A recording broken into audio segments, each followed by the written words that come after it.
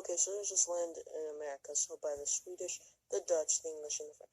But the main holders in the ends are the English and the French. This leads to the French-Indian Wars, and England eventually wins. But they ran out of moolah. It was all gone. And so they went to America and were like, hey, we're going to tax your tea, your paper, and your honey. And this was notified as a Stamp Act, created by George III and Lord North. And the people in Boston were pissed about all this, and the Boston Tea Party was born. Boston people and Boston civilians would dress up like Indians and throw the tea in the river. Britain was angered by this, so they sent 10,000 troops to Boston, and on March 12th, the Boston Massacre happened. 12 states met up in Philadelphia, and I'm talking big names: Benjamin Franklin, George Washington, John Adams, John Dixon, and others. They just asked the British to stop, and Britain said no.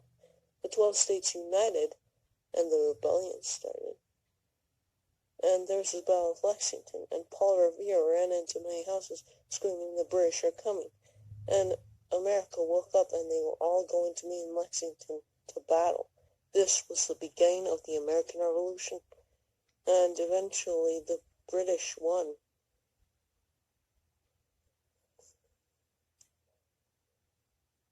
But America had a plan.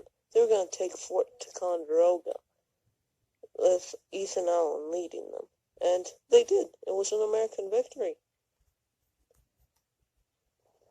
Back in England, George III fired the old general because he thought this wasn't leading anywhere, and hired William Howe back in America. They all thought that George Washington should lead them to Boston. And then the Battle of Bunker Hill. The Americans were on the hills, but the British managed to climb up the hills. This was technically a British victory, but America and Sweden started at once, and Sweden declared war on England. This was called the Swedish-English Wars. We'll talk about it in a later video. Eventually, Sweden won. That's just about the gist of it. Sweden and America were in alliance together against England. Sweden sent 1,000 troops to help America defend Boston. Speaking of Boston, it's the Battle of Boston. They were both hanging up into the English, and the English lost. This was an American victory. They went to Thomas Jefferson, and were like, hey, Thomas Jefferson, would you write us a Declaration of Independence? And Thomas Jefferson wrote and wrote and wrote for almost 10 days, and the United States was born. The British started to invade Staten Island. This leads to the Battle of Brooklyn, where the Americans get on boats and travel across the river. Eventually they lose, and Britain takes over more of New Jersey.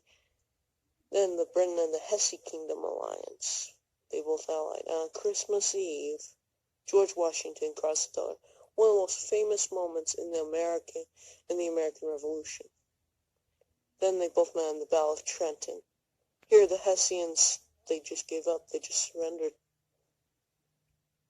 And this was an American victory. The Battle of Princeton was next, where the British were now going to be destroyed. This was an American victory. William Howe was like, you know what, screw this, meaning that Henry Clinton was in charge. He wanted to take the South, and so he did. He took Savannah, and George Washington was like, let's bring in my friend Nathan Greene. Nathan Greene kept exhausting the British, and eventually it worked. England left the South, and now went to Yorktown. The Americans were now fighting with Vanderbilt, Hamilton.